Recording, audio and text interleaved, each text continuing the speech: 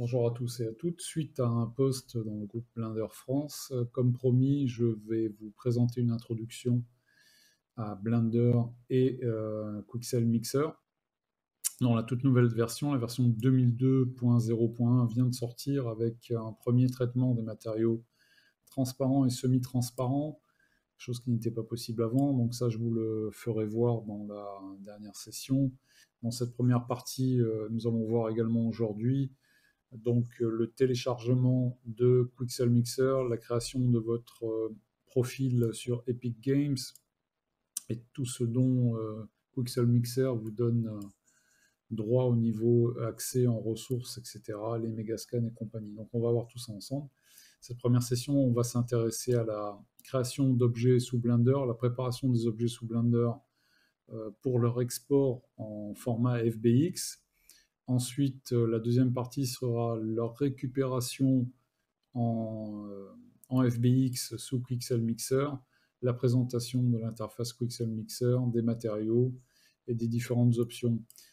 Donc on va commencer par aller sur le site de Epic Games. Sur le site de Epic Games, donc, dont je vous mets le lien dans la description en dessous de cette vidéo. Donc Epic Games, vous l'avez ici, vous cliquez sur connexion. Vous pouvez vous connecter avec Facebook et vos différents profils sociaux. Si vous avez des profils Xbox Live et compagnie, PlayStation, vous pouvez également. Vous voyez, il y a un petit peu tous les types, Steam notamment.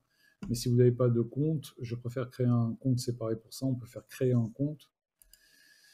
Et donc créer un compte, s'inscrire avec une adresse email. Donc là, vous suivez en fait les instructions, c'est standard, il n'y a rien de très compliqué. La date de naissance, etc., etc. C'est gratuit. On ne vous demandera rien de plus. Et ça vous suffira donc à obtenir une connexion à Epic Games qui vous servira après lorsqu'on va ouvrir Quixel Mixer. Voilà en ce qui concerne Epic Games. Donc maintenant, si on va sur le site de Quixel Mixer, donc vous aurez également le lien direct dans la description de cette vidéo. Quixel Mixer, vous arrivez sur la page d'accueil, vous cliquez sur Download Now et vous téléchargez donc le logiciel à l'endroit de votre choix. Une fois que c'est fait, donc on en est à la version 2022.1.0, vous pouvez voir ça en bas à gauche de l'écran, bêta exe, donc vous la téléchargez.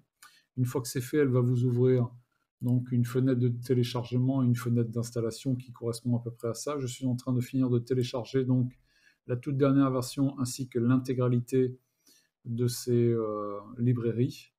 Donc sur une bonne connexion fibre, ça vous prend entre on va dire entre 15 et 20 minutes. Il y en a pour 28 Go, donc attention. Choisissez un disque où vous avez de la place, ou un support sur lequel vous avez de la place. Donc là, c'est en train de terminer. Voilà, donc voilà ce qui concerne l'ouverture du compte sur Epic Games, le téléchargement de Quixel Mixer. Donc on va voir tout de suite la mise en place d'un modèle sous Blender pour l'export en FBX. Donc ici, j'ai déjà créé un modèle rapidement qui est un simple cube. Ouais, si je passe en mode edit, c'est un simple cube sur lequel je suis venu rajouter ici avec Add Cube des éléments supplémentaires, mais en mode edit, ce qui permet d'avoir un seul mesh.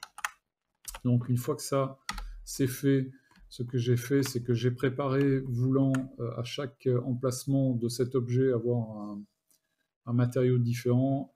Voici ce que j'ai fait en mode edit. Donc je suis venu sélectionner ici avec la touche L de mon clavier, une des parties rajoutées. Je suis venu ici dans les matériaux, j'ai créé un matériau blanc standard, rien de spécial, que j'ai appelé long, que j'ai assigné à cette forme. Ensuite, j'ai fait pareil pour le cube, sur lequel j'ai créé un matériau cube que j'ai assigné. Et enfin, en tout dernier, sur le court, j'ai créé donc le matériau court que j'ai assigné à cet élément uniquement. Une fois que c'est fait, j'ai rajouté un petit bevel que j'ai déjà appliqué, ouais, hein, pour donner un petit peu de douceur à la forme. Ça c'est fait. Et ensuite, surtout, donc en mode edit avec la touche Tab, A pour tout sélectionner.